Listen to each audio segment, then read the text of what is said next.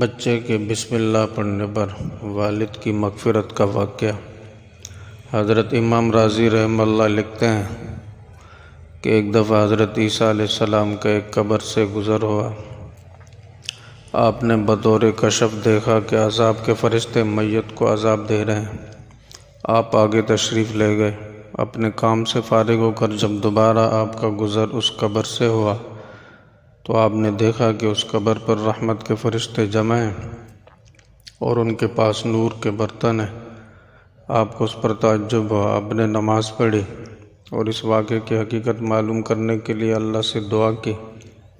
اللہ تعالیٰ نے وحی بھیجی، فرمایا اے عیسیٰ، یہ بندہ گناہ گار تھا اور جب سے مرا تھا عذاب میں گرفتار تھا۔ یہ مرتے وقت اپنی بیوی چھوڑ گیا تھا جو کہ حاملہ تھی۔ اس عورت نے اس کے بیٹے کو جنم دیا اور اس کی پرورش کی یہاں تک کہ وہ پڑھنے کے قابل ہو گیا۔ اس عورت نے اس بچے کو مکتب میں بھیجا۔ استاد نے اسے بسم اللہ پڑھائی۔ پس مجھے اپنے بندے سے حیا آئی کہ میں اس کو آگ کا عذاب دوں زمین کے اندر، اور اس کا بیٹا میرا نام لیتا ہے زمین کے اوپر۔